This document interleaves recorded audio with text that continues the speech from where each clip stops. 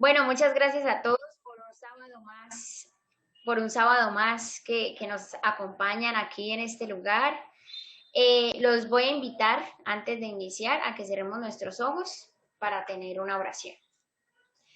Amante Padre Celestial, te damos muchas gracias, Dios, por tu compañía, Señor.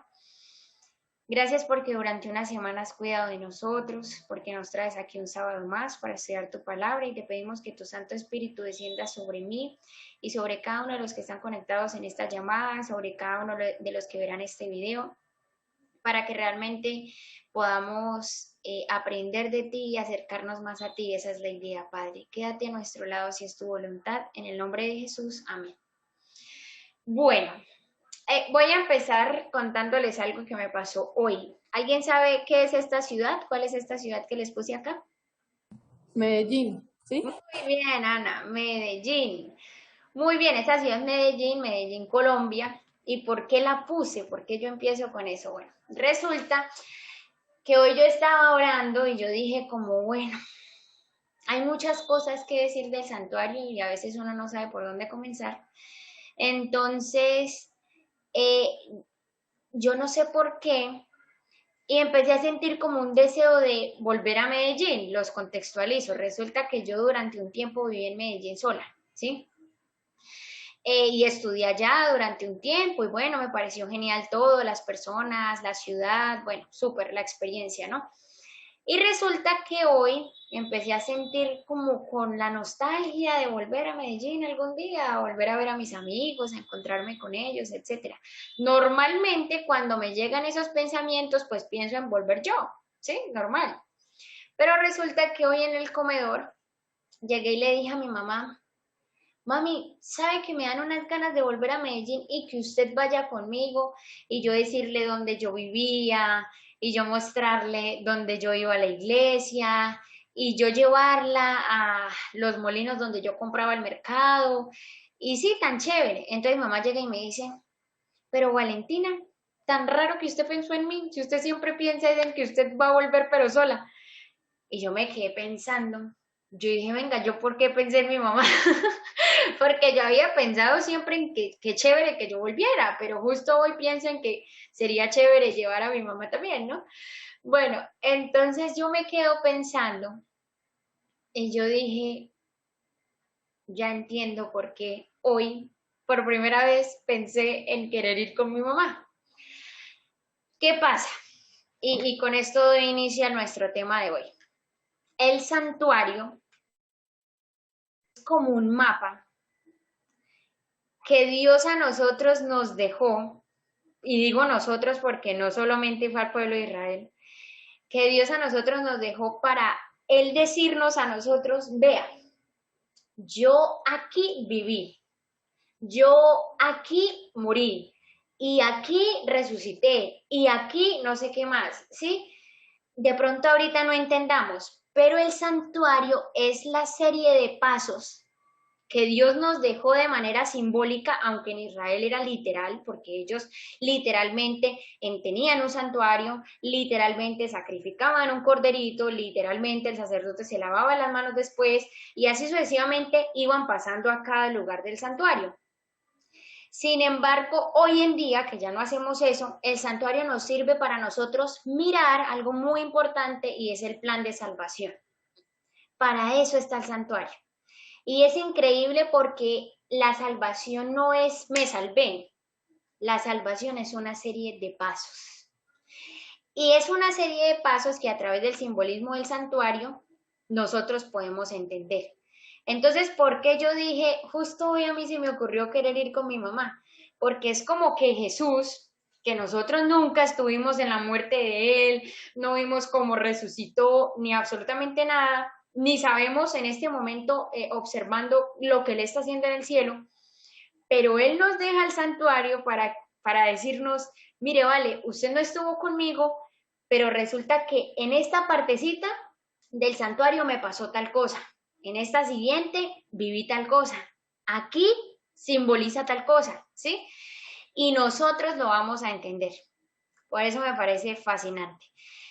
Y no solamente me parece fascinante a mí, porque vea que Salmos, que fue escrito varios pues de ellos por David. Salmo 27:4 dice, una cosa he demandado a Jehová, esta buscaré, que esté yo en la casa de Jehová todos los días de mi vida, para contemplar la hermosura de Jehová y para inquirir en su templo.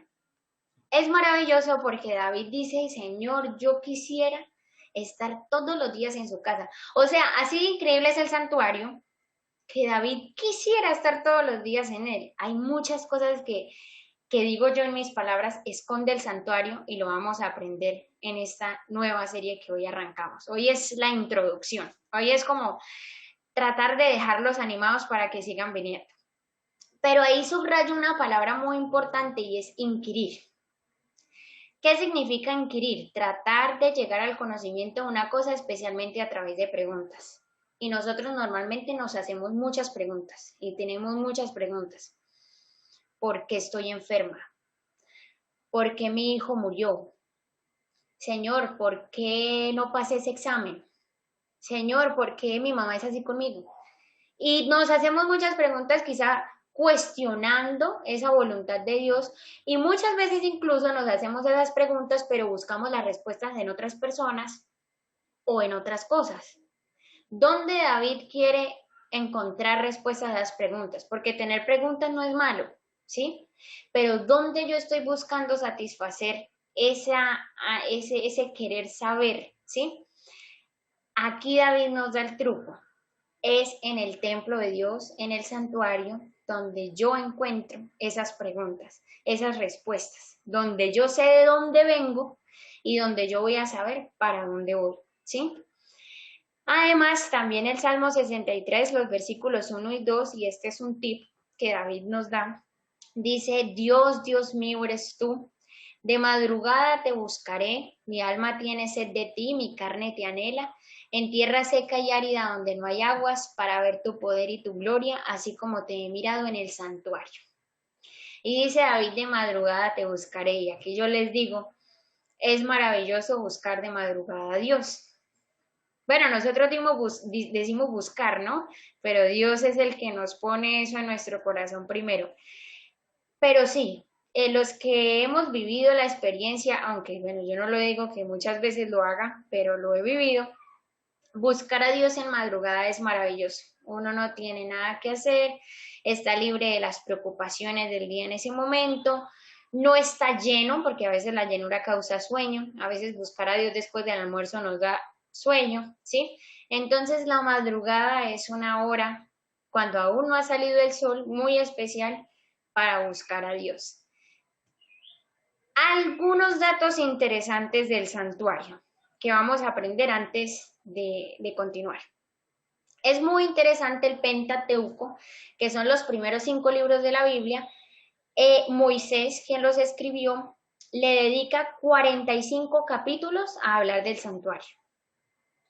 Los profetas del Antiguo Testamento, haciendo un recuento de todos, también en total hay 45 capítulos que hablan del santuario.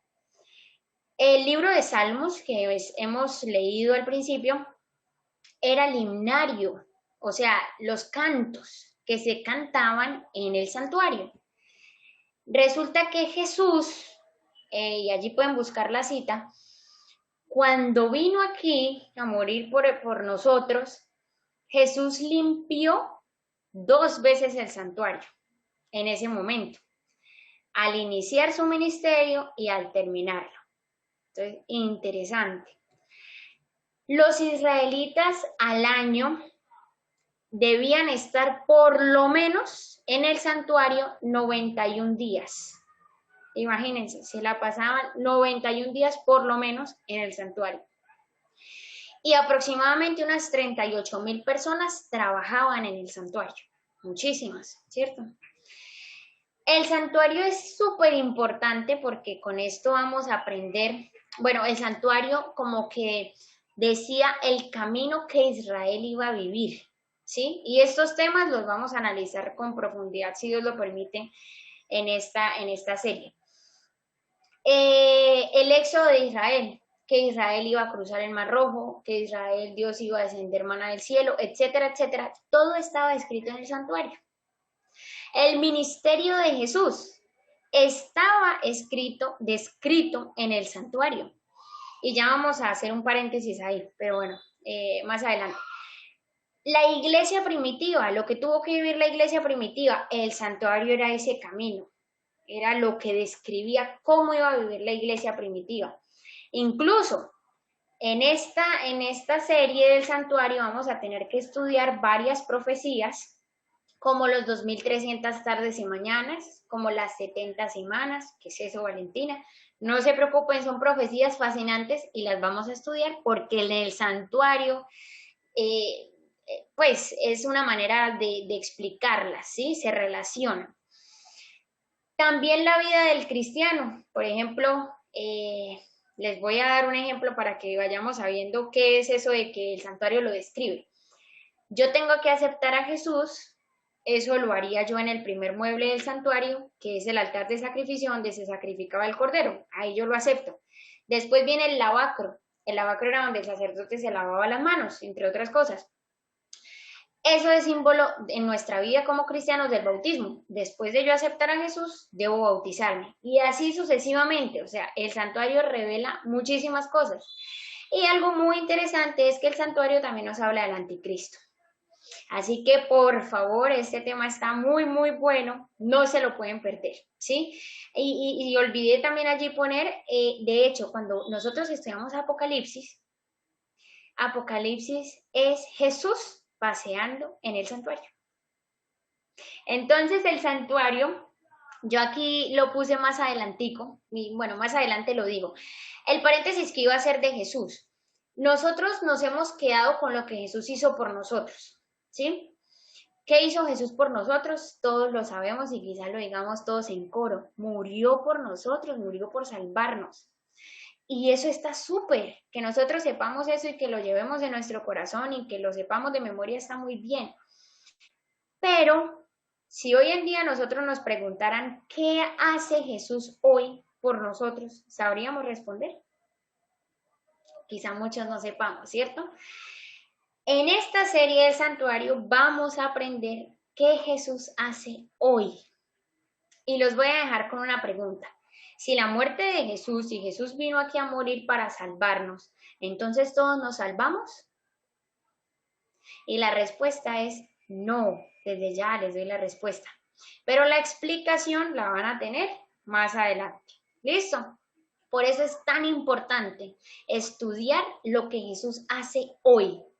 Porque al yo saber lo que Jesús hace hoy, entiendo que Jesús haya muerto por mí es tan solo uno de esos pasos de la salvación. Y aún faltan muchos, ¿sí? En conclusión, en estos datos interesantes, el santuario es el centro, diría yo, en lo poco que he estudiado, de quizá todas las doctrinas y de todas las creencias que se encuentran en la Biblia. Literalmente, y lo vamos a comprobar. ¿Listo? Ahora, ¿por qué Dios mandó construir un santuario? ¿Por qué mandó construir un santuario? En Éxodo 25, 8 y 9 dicen, y harán un santuario para mí y habitaré en medio de ellos. Conforme a todo lo que yo te muestre, el diseño del tabernáculo y el diseño de todos sus utensilios, así lo haréis. ¿Qué sucedió con Adán y Eva? Cuando Adán y Eva caen, cuando Adán y Eva pecan, lo primero que hacen es esconderse. Y se esconden y huyen de la presencia de Dios. ¿Qué quiere hacer Dios al mandar a Israel a construir un santuario? Vivir en medio del hombre. Es como Dios corre por la salvación de ese hombre que está huyendo de él, ¿sí? Y de hecho, desde Génesis corrió Dios en busca del ser humano, porque Dios fue el que primero le pregunta, ¿dónde estás? ¿No? Y lo podemos ver allí en Génesis. Y en Éxodo 25:40 hay algo muy particular y dice Dios lo siguiente, mira, y hazlos conforme al modelo que te ha sido mostrado en el monte. ¿Cómo así? Ese video que vimos al principio, que lo voy a dejar en el link de la descripción para que lo vean, ese video nos muestra cómo era el santuario aquí en la tierra. Y Dios le mostró a Moisés un santuario, el cual está en el cielo, porque Dios en el cielo tiene un santuario, y conforme a eso que él vio en el cielo, algo similar fue lo que Moisés hizo aquí en la tierra. Y nosotros vamos a analizar que, por ejemplo, los muebles eran cubiertos de oro, o sea, eso era espectacular, ¿sí? Entonces, ¿cómo será el cielo? Porque en el cielo también está ese santuario. ¿Cómo será ese trono de Dios en el cielo? ¿Cómo será ese santuario en el cielo? Aquí hay unos versículos que comprueban lo que yo les acabo de decir. No crean todo lo que les digo. Investiguen mucho más, vayan a la Biblia. Apocalipsis 11:19 nos habla, bueno, recordemos que Apocalipsis, Juan tuvo varias visiones en el cielo, del cielo, ¿sí? Y él allí dice que vio el arca del pacto que se veía en el templo. O sea, en el cielo hay un templo, ¿sí? En Apocalipsis 1:12 también dice que vio unos candeleros de oro, el candelabro de oro que vimos al principio en el video, ¿cierto? También en Hebreos 8:1 y 2, que si lo vamos a leer completo, me encanta porque vean lo que dice. Ahora bien, el punto principal de lo que venimos diciendo es que tenemos tal sumo sacerdote, lo que les expliqué al principio, a Jesús se lo comparan, bueno, Él es nuestro sumo sacerdote, más bien, el cual se sentó a la diestra del trono de la majestad de los cielos, ministro del santuario y de aquel verdadero tabernáculo que levantó el Señor y no el hombre. O sea, ¿dónde está el verdadero tabernáculo que levantó el Señor y no el hombre? En el cielo. La pregunta que nos hacemos es, ¿para qué un santuario en el cielo? Si se supone que Valentina nos acaba de decir que el santuario es como ese plan de salvación, pero ¿para qué un santuario antes del pecado? ¿Para qué? Pues no tendría como lógica, ¿cierto? Vamos a ver qué nos dice la Biblia. Éxodo 15:17 dice, tú los introducirás y los plantarás en el monte de tu heredad, en el lugar de tu morada que tú has preparado, oh Jehová, en el santuario que tus manos, oh Jehová, han afirmado. Usan varios sinónimos para escribir una misma cosa. Monte de tu heredad, lugar de tu morada, santuario, es lo mismo. El santuario. ¿Qué era el santuario en el cielo antes del pecado? La morada de Dios. Sencillo. ¿Y ahí qué hacían los ángeles? Dice en Salmo 134:1 y 2, mirad, bendecid a Jehová, vosotros los siervos de Jehová, los que en la casa de Jehová estáis por las noches, alzad vuestras manos al santuario y bendecid a Jehová. Es decir, el santuario antes del pecado tenía una función litúrgica, que significa que el santuario servía como morada de Dios y como lugar de adoración a Él. ¿Listo? Y vamos a la parte quizá que a mí más me llamó la atención estudiando el tema de hoy. ¿Qué ocurrió con el santuario después del pecado? Recordemos, y vamos a recordar esa historia del origen del pecado. Cuando alguna vez la estudiamos, cómo inició el pecado, recordamos que el pecado inició en el cielo con un ángel, más bien un querubín, ¿cierto? Llamado Lucifer, ¿sí? Él fue el que inició y el que originó el pecado, ¿cierto? Y vamos a ver qué nos dice Ezequiel 28:14 al 18. Vean lo que dice. Tú, hablando de Lucifer, querubín grande protector. Algo muy interesante, ya vamos a estudiar esto de querubín grande protector. Bueno, les explico mientras tanto. Querubín grande. De todos los ángeles que Dios tenía, bueno, Dios tiene, eso alguna vez lo expliqué, pero no en video, pues, pero algún día lo vamos a estudiar bien. De pronto cuando estudiemos el libro de Apocalipsis, completamente a profundidad, Dios tiene muchos ángeles, ¿ok? Y esos ángeles están en una jerarquía. Para resumirles, Lucifer era el mayor de todos, ¿sí? Y solo por encima de él se encontraba el arcángel Miguel, que es Jesús. Valentina, o sea, ¿el arcángel Miguel es Jesús? Sí. También hay un sustento bíblico para decirlo, y en algún momento Dios nos permita lo podamos estudiar, ¿ok? Mientras tanto, pues nos quedamos con esto, ustedes pueden investigarlo mucho más, ¿sí? Entonces, querubín grande, ¿por qué? Porque él estaba encima de todos los ángeles, solo por encima de él estaba Jesús, ¿listo? Ahora, protector. ¿Protector de qué? Eso es lo que vamos a estudiar en la siguiente diapositiva. Sigue diciendo, yo te puse en el santo monte de Dios, que ya vimos que eso habla pues del santuario.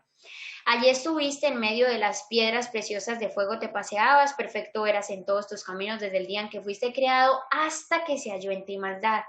A causa de la multitud de tus contrataciones, fuiste lleno de iniquidad y pecaste, por lo que yo te eché del monte de Dios y te arrojé de entre las piedras de fuego, oh querubín protector. Vuelve a repetirlo. Se enalteció tu corazón a causa de tu hermosura, corrompiste tu sabiduría a causa de tu esplendor. Yo te arrojaré por tierra. Delante de los reyes te pondré para que miren en ti. Con la multitud de tus maldades y con la iniquidad de tus contrataciones profanaste tu santuario. Yo pues saqué fuego de en medio de ti, el cual te consumió, y te puse en ceniza sobre la tierra a los ojos de todos los que te miran. Eso lo dice Ezequiel 28, 14 al 18. ¿Qué sucedió? Y también lo explica Apocalipsis 12. Que Satanás, este querubín grande protector, inició el pecado en el santuario. Él lo profanó. ¿Listo? ¿Por qué, Valentina? No hay una explicación al origen del mal. Si la hubiera, lo estaríamos excusando, ¿sí?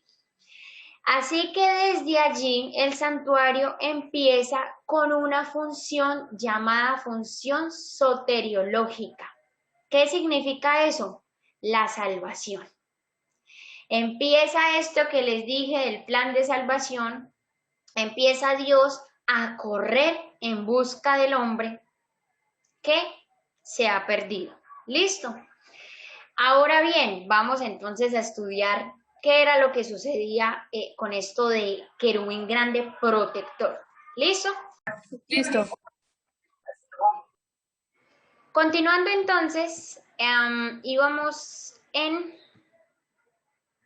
Este es el lugar santísimo, ¿no? Aquí se los puse, es el último lugar de todo el santuario. Y en este lugar había solo un mueble, ¿sí? Este mueble es conocido como el Arca del Pacto. Y ya vimos las tres cositas que tenía por dentro. Entre ellas, la ley de Dios, los 10 mandamientos.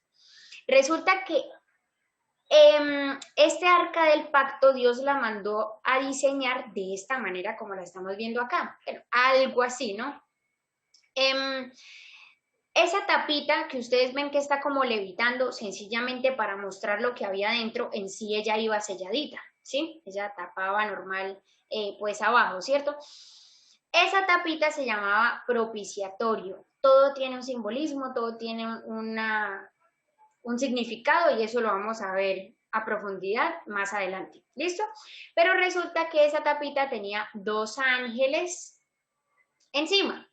Estos ángeles se llaman querubines protectores. Resulta que esto viene del término hebreo sokek, que lo que significa es protector de la ley. Entonces, hay algo que aprendí que me pareció fascinante y es que por eso llaman a Satanás la Biblia como querubín grande protector, porque este era el lugar de Lucifer en el santuario de Dios. Él debía proteger la ley de Dios. Por eso hoy en día tanta guerra contra la ley de Dios, porque el pecado inició en el santuario con el querubín que protegía la ley de Dios y por eso hoy en día tanta guerra contra la ley de Dios, ¿no? Muy interesante. Así que como ya lo dije, en el santuario es donde inició el pecado. ¿Y por qué es tan importante estudiarlo? Porque es allí donde se tiene que resolver. Entonces, si nosotros tenemos alguna duda sobre qué es lo que va a pasar, cómo se va a resolver el santuario, cómo va a ser el fin de este mundo, cómo se va a resolver el pecado, perdón, tenemos que estudiar este tema. Por eso me parece tan fascinante. Así que el santuario, ya después de la entrada del pecado, se convierte en un lugar de auxilio y en un lugar de juicio, ¿sí? De juicio, ¿por qué? porque el Salmo 76, 8 y 9 nos dice, desde los cielos hiciste oír juicio, la tierra tuvo temor y quedó suspensa, cuando te levantaste, oh Dios, para juzgar, para salvar a todos los mansos de la tierra. Se convierte en un lugar de juicio porque, desde ya les digo, aunque lo vamos a estudiar con más profundidad más adelante, estamos siendo juzgados. Ana, Ashley, Carol, por nuestras obras, por nuestros pensamientos, por nuestras acciones, por las cosas que hacemos ocultas, nosotros tenemos un ángel. Y ese ángel, dice la Biblia, anota todo y tiene registros de todo. ¿Por qué? Porque estamos siendo juzgados. Entonces, ¿de qué manera deberíamos vivir? ¿Cómo sabe eso, Valentina? Tranquilos, que lo vamos a estudiar con profundidad. También es un lugar de auxilio.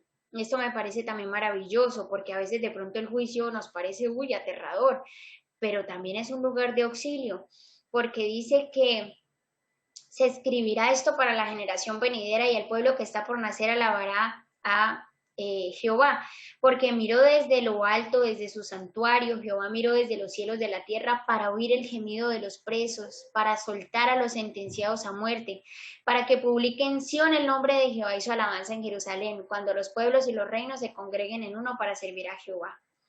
Es un lugar de auxilio porque ahí también podemos acudir en busca de Dios. Incluso en el santuario, como un tipcito, en el santuario surgió la idea de crear este mundo. Y en el santuario surgió la idea de redimir este mundo, o sea, de rescatarlo. Entonces, qué maravilloso conocer acerca de este lugar. Algo así es el Arca del Pacto. Sí, allí está Jesús como sumo sacerdote. Y vean lo que dice Hebreos 4, 14 al 16, que me parece hermoso. Por tanto, teniendo un gran sumo sacerdote que traspasó los cielos, lo que les decía al principio, aquí está la base bíblica, Jesús, el Hijo de Dios, retengamos nuestra profesión, porque no tenemos un sumo sacerdote que no pueda compadecerse de nuestras debilidades, sino por el contrario, uno que fue tentado en todo según nuestra semejanza, pero sin pecado. Y vean lo que dice al final. Acerquémonos pues confiadamente al trono de la gracia. Nos podemos acercar a él, nos podemos acercar a ese santuario para alcanzar tres cosas. Para alcanzar misericordia y hallar gracia para el oportuno socorro, auxilio. Y eso lo dice Hebreos 4, 14 al 16. Con esto termino diciéndoles, el santuario es un tema fascinante que nos muestra cómo Dios corre por el hombre. Son nuestras decisiones las que determinan qué hacemos con eso que Dios nos está ofreciendo hoy. Dios corre por el hombre. ¿Nosotros cómo respondemos a eso? Así que los invito, por favor, a cerrar nuestros ojos para tener una oración. Amante Padre Celestial, gracias por habernos acompañado, gracias por haber estado a nuestro lado. Permítenos seguir asistiendo cada sábado, seguir aprendiendo de este fascinante tema, Señor. Que tu Santo Espíritu, Dios, descienda siempre sobre nosotros. Que esto que hoy hemos aprendido quede grabado en nuestros corazones y te agradecemos, mi Dios, por ese plan que tienes para cada uno de nosotros de salvarnos, Dios. Quédate a nuestro lado en el nombre de Jesús. Amén.